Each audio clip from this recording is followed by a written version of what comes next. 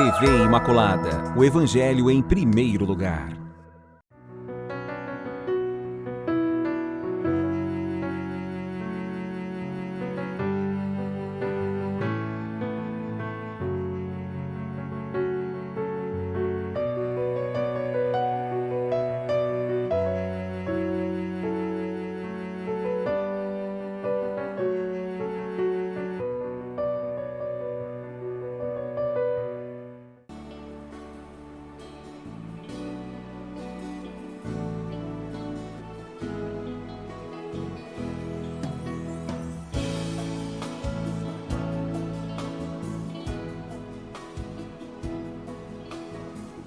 Olá, com muita alegria no coração, nós estamos de volta ao programa Respostas aqui pela TV Imaculada, essa TV que informa, essa TV que evangeliza, que traz tanta luz no nosso caminho. O programa Respostas está de volta, eu aqui mais uma vez, me permita entrar mais uma vez na sua vida, na sua casa. Eu não sei se você está assistindo pelo aplicativo, pela TV, enfim. Estamos aqui, programa Respostas mais uma vez, e queremos acolher com muito afeto a todos vocês que participam desse programa. A nossa saudação muito especial.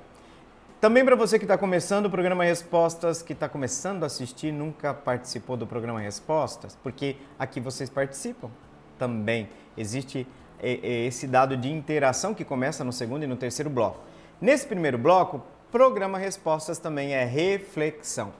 E nessa reflexão nós estamos acompanhando a leitura de textos que são muito importantes para nortear o nosso caminho, o caminho da igreja dentro da sociedade. Igreja e sociedade, porque exatamente esse documento do Concílio Vaticano II que nós estamos refletindo esses dias, Gaudium et Spes, é aquele documento que vai falar exatamente das relações da igreja com o mundo contemporâneo, com a sociedade.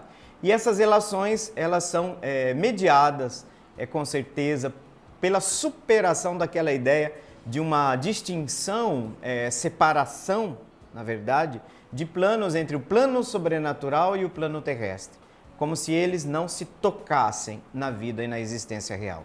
Então, nós temos dentro desse documento a luz que a igreja, nesse momento, nos coloca exatamente para a gente saber o lugar, por exemplo, da igreja dentro da sociedade.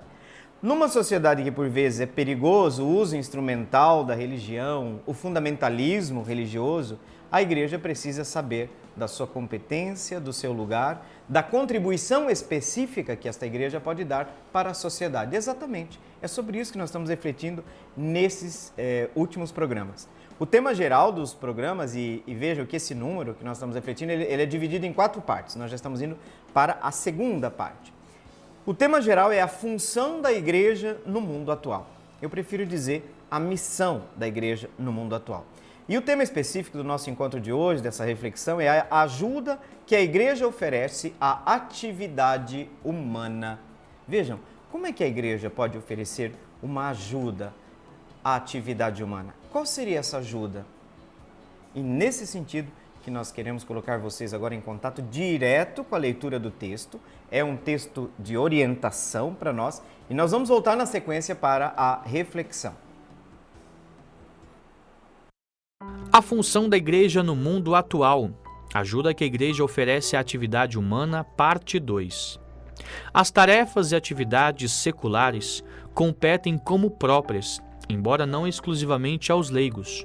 Por esta razão, sempre que sós ou associados atuam como cidadãos do mundo, não só devem respeitar as leis próprias de cada domínio, mas procurarão alcançar neles uma real competência. Cooperarão de boa vontade com os homens que prosseguem os mesmos fins, reconhecendo quais são as exigências da fé e por ela robustecidos não hesitem, quando for oportuno, em idear novas iniciativas e levá-las à realização. Compete à sua consciência previamente bem formada imprimir a lei divina na vida da cidade terrestre. Dos sacerdotes, esperem os leigos a luz e força espiritual. Mas não pensem que os seus pastores estão sempre de tal modo preparados que tenham uma solução pronta para qualquer questão, mesmo grave que surja ou que tal é a sua missão. Antes, esclarecidos pela sabedoria cristã e atendendo à doutrina do magistério, tomem por si mesmos as próprias responsabilidades. Muitas vezes, a concepção cristã da vida incliná-los-á para determinada solução em certas circunstâncias concretas. Outros fiéis, porém, com não menos sinceridade, pensarão diferentemente acerca do mesmo assunto, como tantas vezes acontece e legitimamente. Embora as soluções propostas por uma outra parte, mesmo independentemente de sua intenção, sejam por muitos facilmente vinculadas à mensagem evangélica, devem, no entanto, lembrar-se de que ninguém é permitido, em tais casos, invocar exclusivamente a favor da sua própria opinião a autoridade da Igreja. Mas procurem sempre esclarecer-se mutuamente num diálogo sincero, salvaguardando a caridade recíproca e atendendo, antes de mais, ao bem comum. Gaudium et Spes.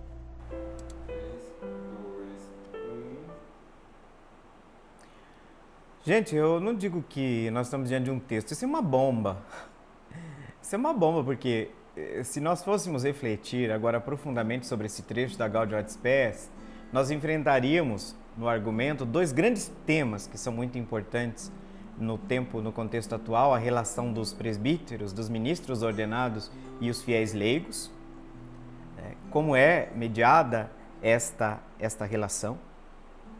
E também, nós podemos dizer que a pluralidade de opiniões que dentro de matéria não dogmática, tratando de temas das áreas sociais, mesmo tendo uma única intenção, pode-se divergir os posicionamentos. Mas o que a igreja alerta? Ninguém tome sua opinião pessoal como se fosse opinião oficial da igreja. Gente, que maravilha, que bom ouvir a igreja nos ensinando o diálogo, a riqueza do diálogo.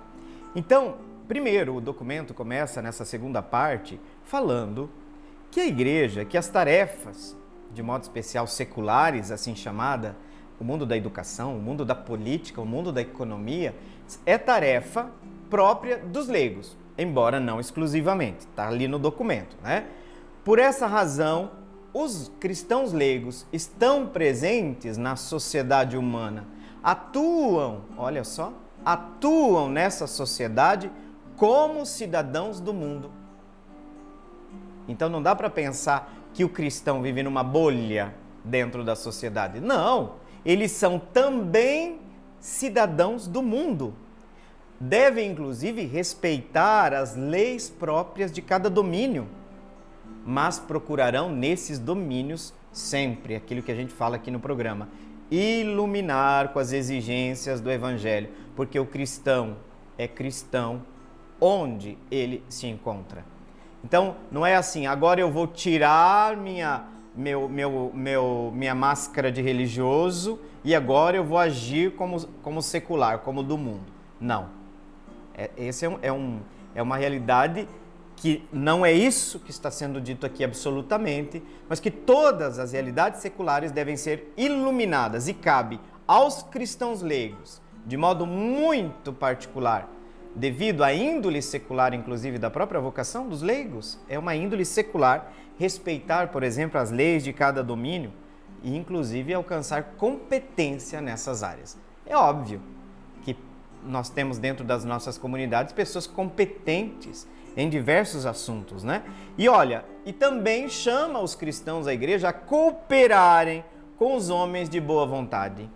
Não significa que dentro da sociedade a gente vai se unir com aqueles homens que têm a reta intenção de construir a justiça, de construir a paz, mesmo que não professem a mesma fé que nós. Então temos que ser cooperadores dos homens e mulheres de boa vontade. Mas tem um específico do cristão. Ele tem que ter sempre presente quais são as exigências da fé. Por essa fé eles têm que ser robustecidos, alimentados e não deixem, olha só, por esta fé, não hesitem, quando for necessário, quando for oportuno, em idear novas iniciativas e operacionalizá-las, levá-las à realização. Ou seja, o cristão leigo, na sua recapacidade própria, na sua competência própria, é chamado exatamente na cidade do mundo a tomar iniciativas, a idear novas iniciativas. Vejam que essa consciência do cristão, previamente bem formada, deve imprimir na sociedade a lei divina, imprimir na vida terrestre, na cidade terrestre, a lei divina. Agora veja, qual que é o papel do sacerdote então? Do sacerdote esperam os leigos a luz e a força espiritual. E aqui vem uma coisa muito bonita, que eu fico feliz quando a igreja coloca isso. Não pode ser uma relação de subserviência, de servilismo, a relação entre padre e leigo. Olha, está dito aqui, os sacerdotes têm a missão específica, trazerem luz, força espiritual para os leigos, mas não pensem os seus pastores, tá? Que os seus pastores estão sempre de tal modo preparados que tem uma solução para toda e qualquer questão, mesmo grave, que surge. Ou que tal é a sua missão? Não. Vocês estão entendendo aqui? Que maravilha ouvir isso. Que não esperem dos pastores que eles tenham uma fórmula de bolo, que eu falo aqui no programa sempre. Que os cristãos não esperem que os padres, que os presbíteros, que eles vão ter uma resposta, uma solução pronta para toda e qualquer questão. Antes, o cristão maduro, adulto, tem gente que não quer. Tem gente que quer continuar no jardim da infância sempre, né? Sempre lá pedindo benção para o padre, né? Benção, padre. Aquele servilismo. Uma coisa é o respeito, a veneração, né? Outra coisa é o servilismo. E aqui, olha, temos que ter consciência de que os cristãos leigos, de modo especial, esclarecidos pela sabedoria cristã, atendendo a doutrina, atentos, né, à doutrina do magistério, tomem por si mesmos as próprias responsabilidades. Que maravilha ouvir isso! Ai, meus ouvidos, parece música.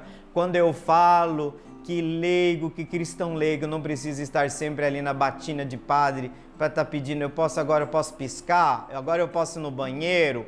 Paremos com esse servilismo. O Concílio Vaticano II quer cristãos adultos, que têm amor pelos seus pastores, que têm reverência, mas que têm responsabilidades, não são crianças. Esse infantilismo da relação presbítero e leigo, alimentado às vezes com tristeza pelos próprios presbíteros. Para quê? Está dizendo o documento da igreja, gente. É a igreja que está falando, não é um besta igual eu da vida, não, tá? É a igreja que está dizendo que em muitas questões os cristãos se sintam preparados, com a consciência iluminada pelo Evangelho, pela fé, né? Esclarecidos, atentos também às orientações do magistério da igreja, tomem por si próprios as responsabilidades. Tá vendo? Que coisa bonita. E aí vai dizer também, na sequência, aquilo que eu falei para vocês, que na concepção da vida cristã, na busca de determinadas soluções, nós vamos ter o quê? Muitos cristãos vão pensar diferente um do outro, acerca, às vezes, do mesmo assunto, como tantas vezes acontece. E isso é legítimo, porque nós não estamos falando aqui de realidades dogmáticas. Por exemplo, a organização da vida social, a política, a doutrina social da igreja apresenta muitas questões para nós. E em muitos caminhos que a gente busca solução, pode ser que o irmão ele tem uma visão distinta, uma perspectiva distinta. O que a igreja está dizendo? Que é legítimo. É legítimo a pessoa ter uma inclinação maior a entender que a perspectiva de direita, na concepção política, seja capaz de responder mais concretamente à busca do bem comum. Como vai ter cristãos que vão achar que aquelas prioridades, aquelas linhas apresentadas na concepção da esquerda, esquerda, centro, direita, aqui eu estou falando de macros, das macrolinhas, porque dentro dessas linhas existem diversas correntes. Claro que toda vez que essas correntes chegam ao extremismo, elas automaticamente pulam fora, né, da normatividade das concepções políticas diferentes, distintas. Uma sociedade não pode ter o pensamento único. É isso que a igreja está dizendo aqui. Porque agora a gente está cansando de ouvir dizer gente por aí, ó, se você é cristão, você tem que ser A. Se você é cristão, você tem que ser B. Para, a igreja não fala isso, você está mentindo. Você está fazendo uma interpretação para justificar a sua ideologia. Que pode, e eu vou repetir aqui de novo, tá? Que pode ser de A ou pode ser de Z. Tá? Nem de um lado, nem do outro. Tá? Então, tomar cuidado que as legítimas concepções de realidade e interpretações das mesmas podem divergir. E a igreja está dizendo que isso é legítimo. Ninguém precisa pensar todo mundo na caixinha, igualzinho. Sobretudo nesses temas, não estou falando de temas dogmáticos da fé, mas nos temas da organização e da vida em sociedade, porque nós somos também cidadãos do mundo.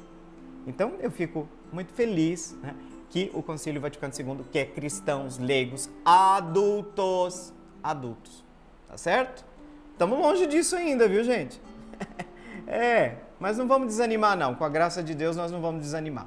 Chegamos ao final desse primeiro bloco, né? E essa reflexão, creio, seja muito oportuna para todos nós, inclusive nesse momento que nós estamos vivendo. Mas agora é hora de uma pausa para vocês, também para mim. E a gente vai voltar já já no segundo bloco. Até daqui a pouco.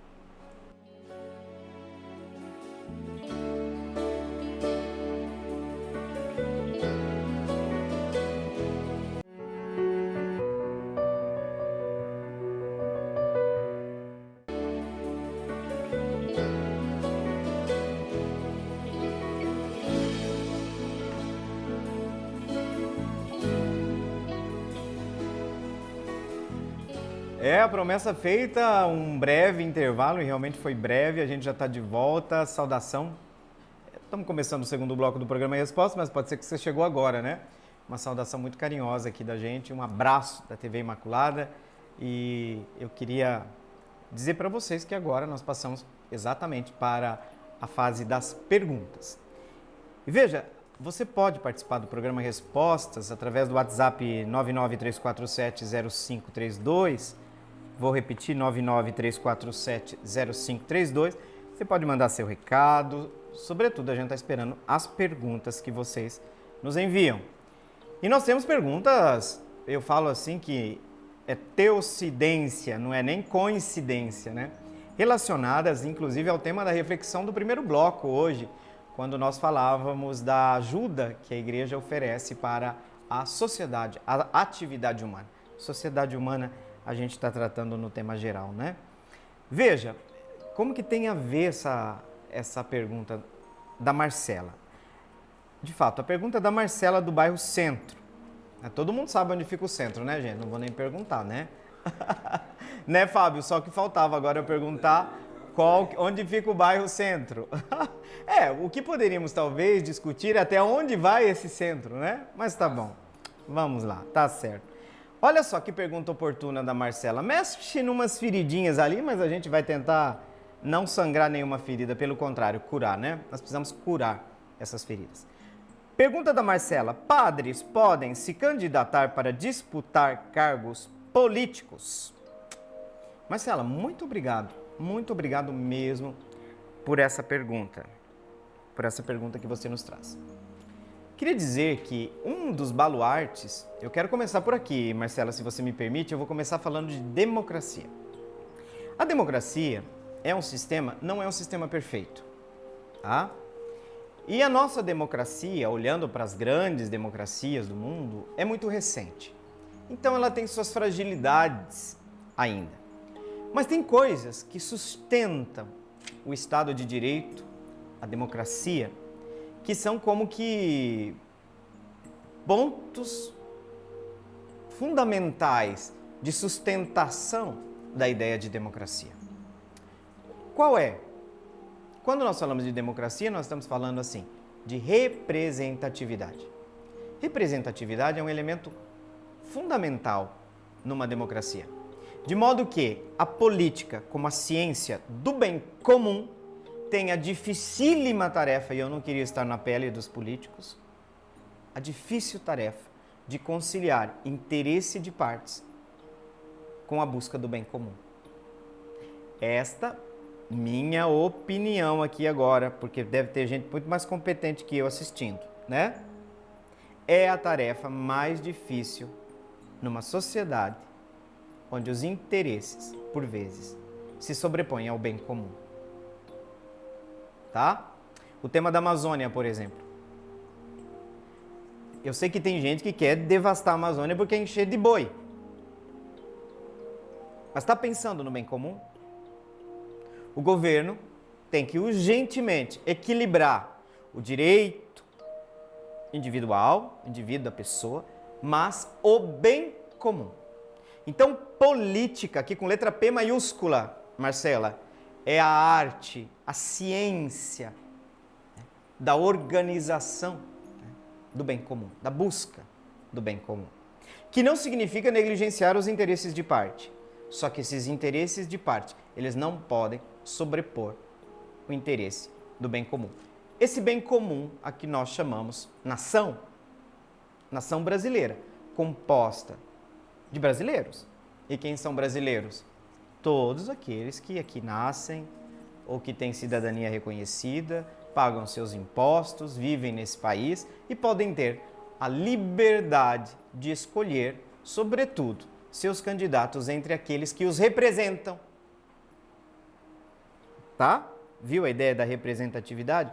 Eu tenho direito, grupo tal, eu também sou professor na universidade, também os professores é uma classe, depois nós temos classes sociais, nós temos diversos grupos dentro da sociedade com seus interesses. Tá? Esses interesses necessariamente estão em detrimento do interesse da maioria? Não. Não sempre. Mas às vezes sim. E é o Estado, né? O estadista é um homem capaz, um homem e uma mulher. E graças a Deus as mulheres estão entrando cada vez mais na política, que coisa boa, porque a mulher tem é a visão específica dela, né? É a visão específica dela. Nesse sentido, a gente precisa muito dessa, eu diria, dessa sensibilidade, né, que a mulher tem, né? Ela tem. Perde às vezes, mas algumas, né? Não todas. Mas é da mulher isso, né? Nesse sentido. Agora veja, a representatividade, Marcela, é um ponto importante. E aqui entra a igreja com toda a sua doutrina social, com toda a sua experiência histórica. Experiência histórica, Marcela, que às vezes deu com os burros na água, tá?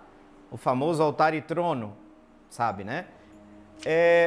Um viés um pouco exagerado de uma leitura historiográfica descontextualizada, mas eu não quero fazer apologética aqui não, tá? Mas eu digo assim, não vamos negar que na história nós cometemos muitos erros. Mas tem gente que se aproveita desses erros para invalidar, né? Mas a igreja passou por altos e baixos históricos. Isso significa que hoje ela pode falar com muito mais propriedade também porque a gente aprende com os erros. O que vocês acham? Eu já aprendi muito com meus erros. Tem muito que aprender ainda, né? O ideal é que não precisasse ser com os erros, mas o erro também pode ser uma escola se a gente está disposto a aprender. Nesse sentido, hoje, qual que é o conselho que a igreja dá para os ministros ordenados? Não se candidatem a cargos políticos. Não se candidatem. Todos nós somos aconselhados a uma discrição. Inclusive, Marcela, eu não posso chegar no púlpito, usar o púlpito da palavra de Deus para dizer esse candidato é o candidato de Deus. Isso é a coisa mais absurda que existe. Isso é instrumentalização da religião. Aí é aquilo que vocês falam, eu estou ali para ouvir a palavra de Deus. A palavra de Deus tem uma palavra para a política também? Sim, mas não com as indicações específicas partidárias, porque dentro da comunidade cada fiel tem direito de votar naqueles candidatos que a sua consciência... Lembram do primeiro bloco, quem estava aí? Não precisa perguntar para o padre, como fazem às vezes nos bastidores. Padre, em quem o senhor vai votar? A resposta, não tente fazer isso comigo, porque vai dar errado. Eu vou sempre dizer, sempre vou dizer, o meu voto é secreto. Por quê? Essa descrição. Nós precisamos. Eu não posso usar o púlpito. Eu tenho as redes sociais, onde eu me exprimo mais como cidadão, como pessoa, como cristão, cidadão, como homem, cidadão, cristão e padre. Necessariamente nessa ordem, né? Então ali sim eu vou exprimir minha concepção. Lembra daquelas ideias de divergência que fala que nestes temas abertos, nós estamos ali.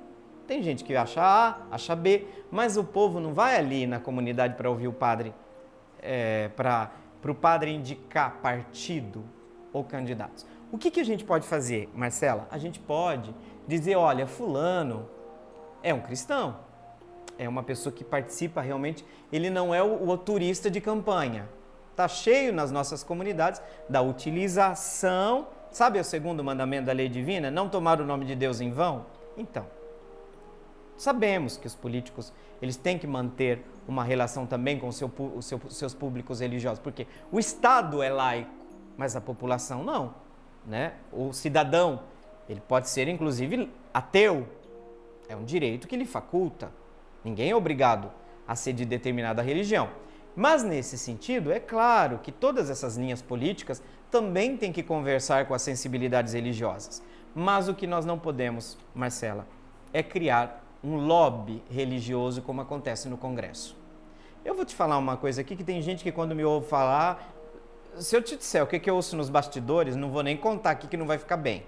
Mas eu digo, eu sou contra bancada ruralista, eu sou contra bancada católica, evangélica, da bala, do tudo que você quiser. Por quê? Se tornam lobbies dentro do Congresso.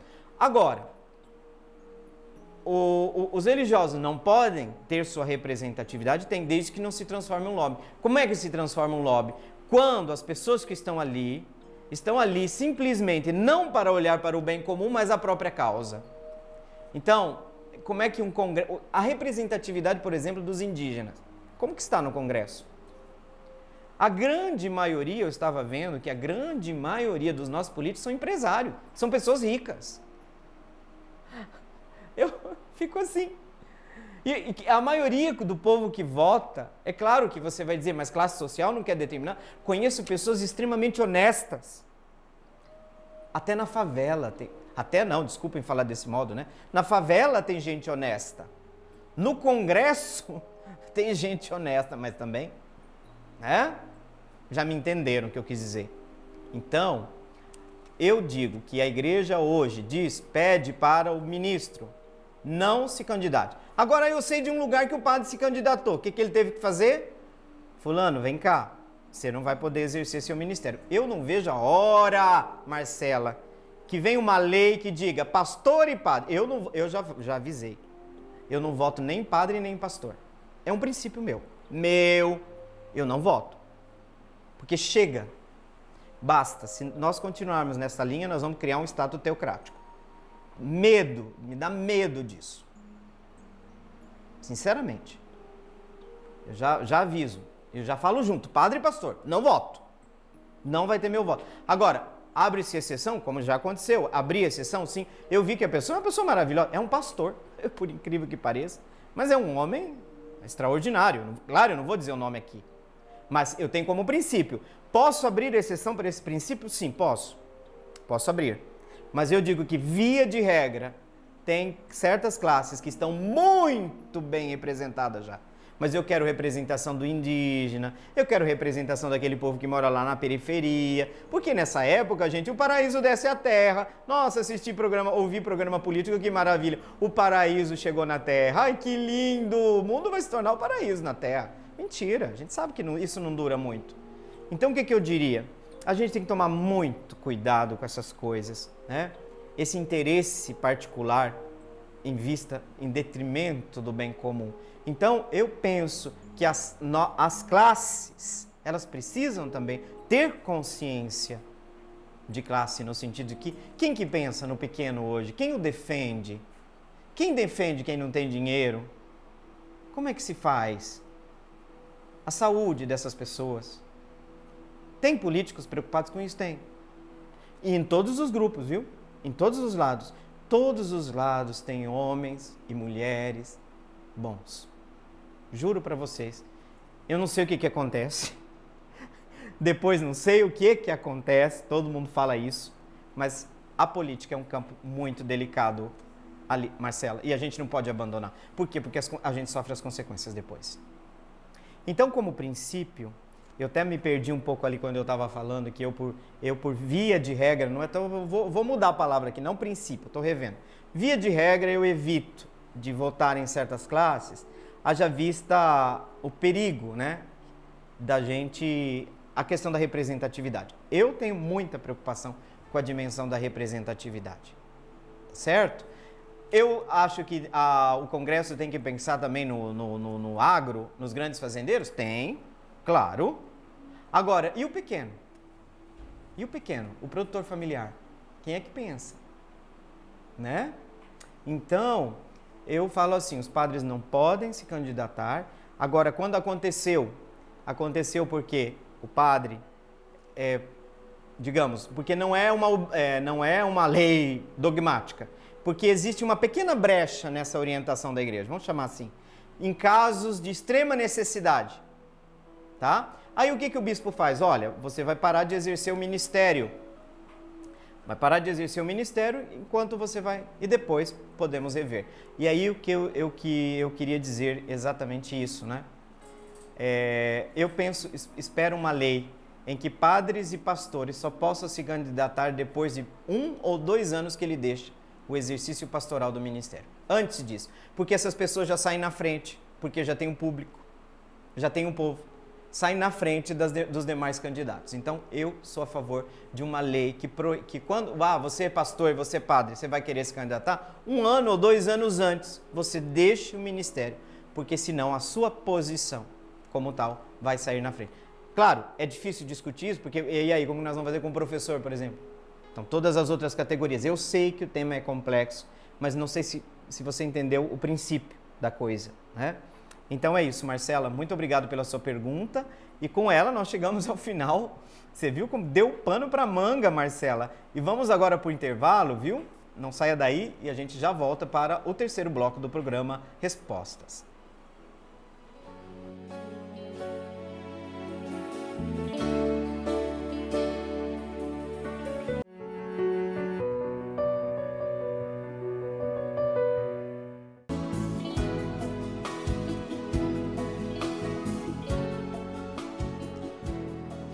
Então, de volta, terceiro e último bloco do programa Respostas.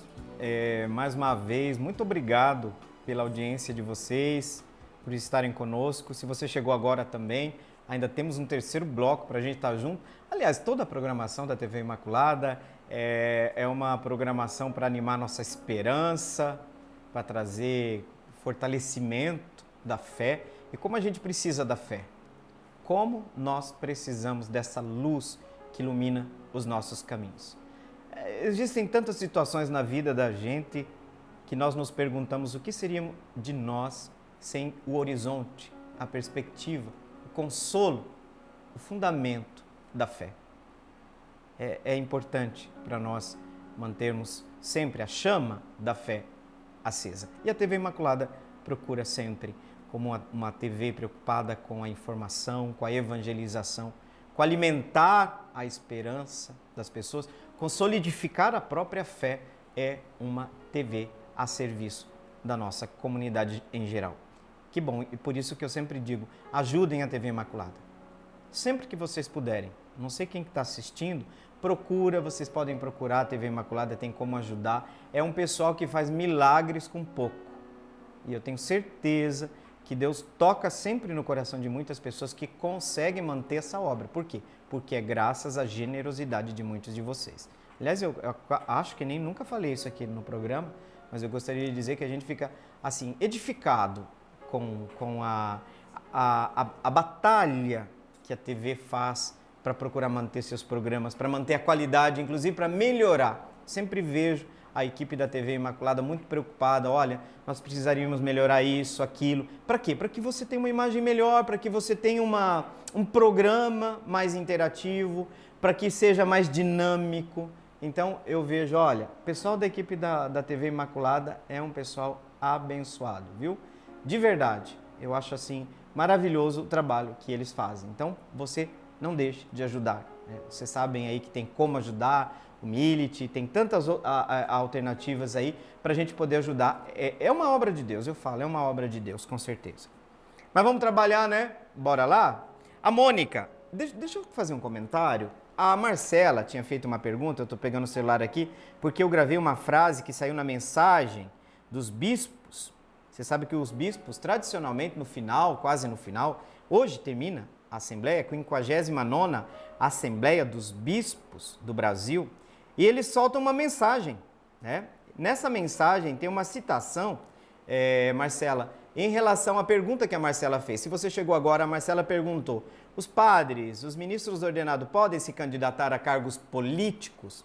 Veja, uma das coisas que a mensagem traz nesse contexto de campanha eleitoral, e é importante que a gente tenha essa clareza, é uma citação que Bento XVI fez no discurso inaugural da Conferência de Aparecida, a 5ª Conferência de Aparecida. Olha o que diz Bento XVI. A Igreja é advogada da justiça e dos pobres, exatamente por não se identificar com os políticos nem com os interesses de partido. Vou repetir. A Igreja é advogada da justiça e dos pobres, exatamente por não se identificar com os políticos nem com os interesses de partido. O nome já diz, né?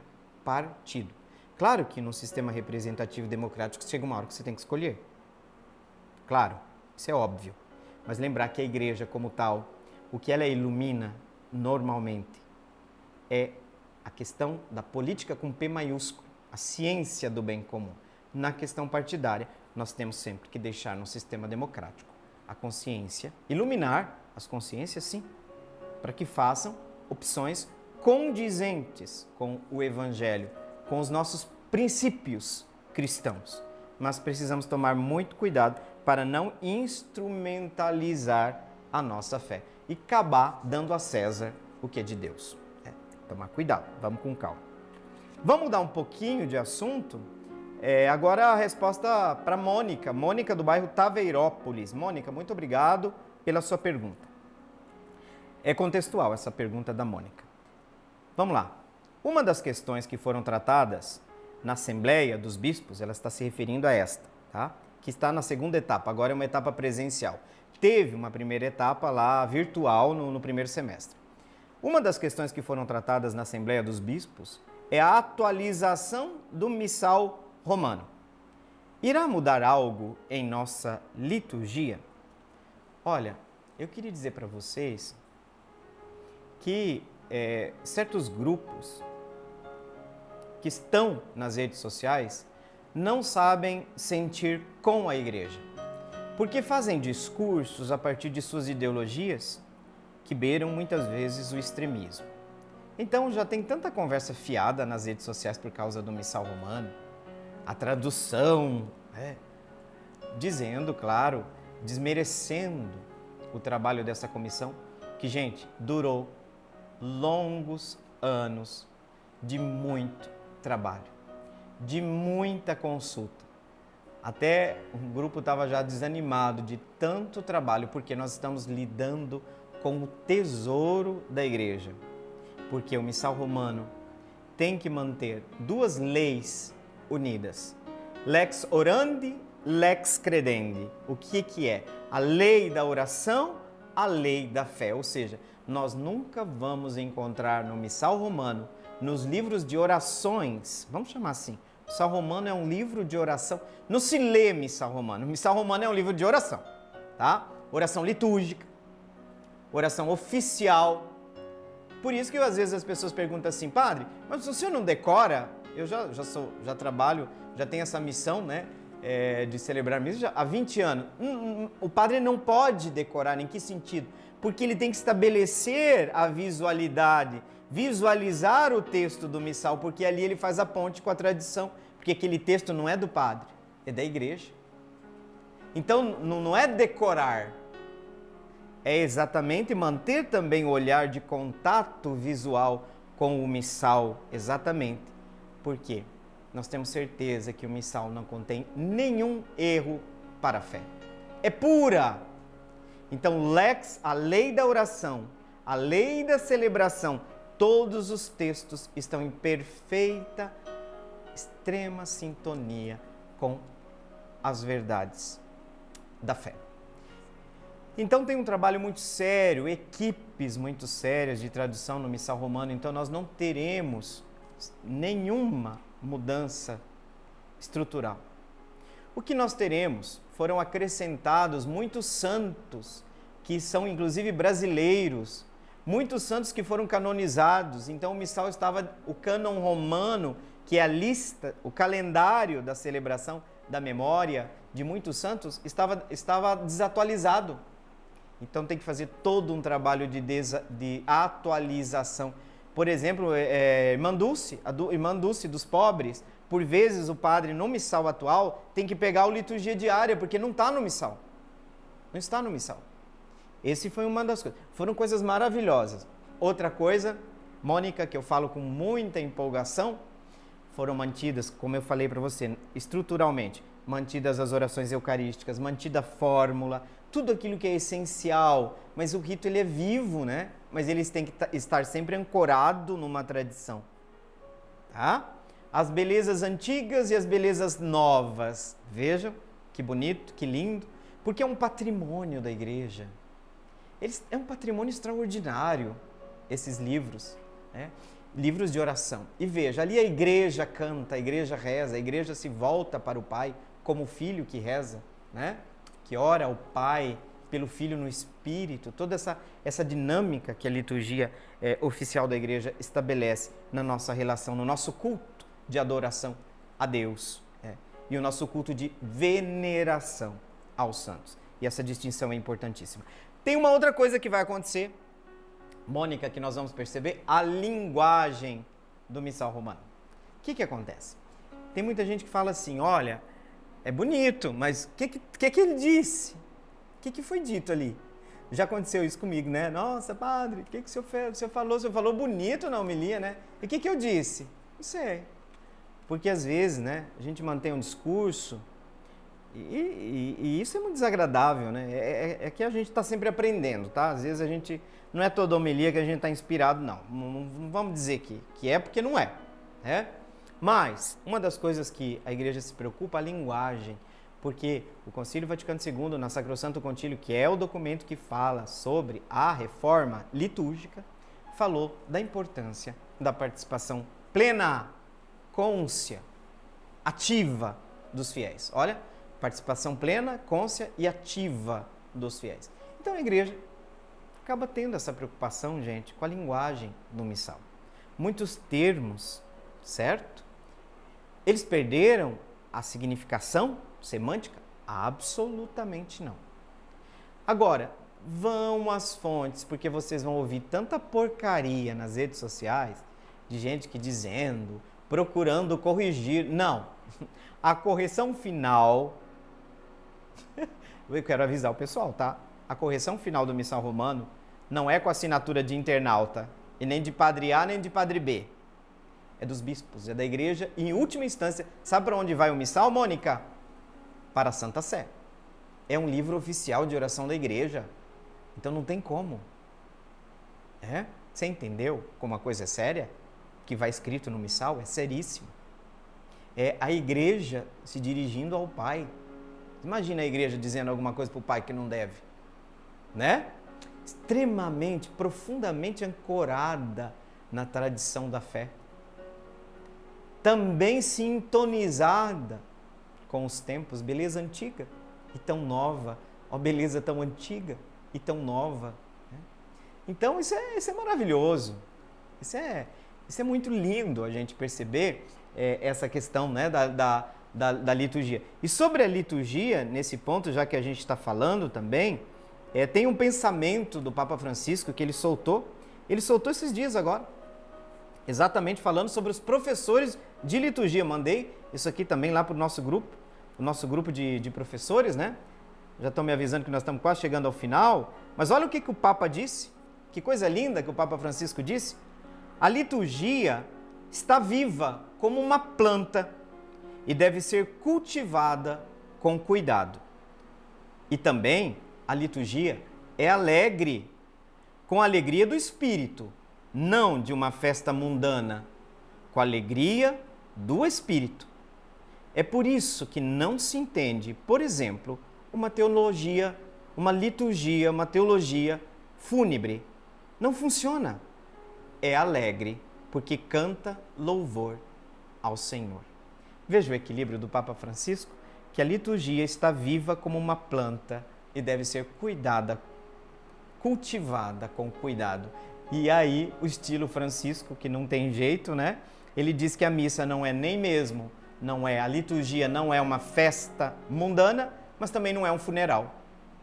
É isso, em síntese é isso, que a liturgia não é uma festa mundana, mas também não é um funeral. Eita, Papa, que bênção, né? Que bênção. Então nós estamos chegando ao final do programa Respostas, passou tão rápido, é um momento tão bonito, né, de troca, e a gente fica muito contente de poder estar aqui por este meio de comunicação, que tem um acesso tão extraordinário, e agradeço sempre a Deus por essa oportunidade e a toda a equipe da TV Imaculada. E a ela, Imaculada, Maria Imaculada, com esse título de reconhecimento de que Maria não foi tocada pelo egoísmo, por aquela condição adâmica que eu e vocês fomos, que nós queremos pedir a bênção do nosso Deus. A bênção é de Deus, mas nós pedimos nesse momento por intercessão de Maria Imaculada. Que pela intercessão de Maria Imaculada desça sobre todos nós, sobre esta TV, sobre todos os que nela trabalham, sobre nossas famílias, sobre nossos trabalhos, nossos projetos. A bênção de Deus Todo-Poderoso, Pai e Filho e Espírito Santo. Amém. Com muita alegria no coração, queremos mais uma vez agradecer porque você está com a gente. E não saia daí, continue com a TV Imaculada, essa TV que traz tanta luz, tanta esperança para nós. Até o próximo sábado, fiquem com Deus. Meu coração é para ti, Senhor. Meu coração é para ti, Senhor. Meu coração é para ti.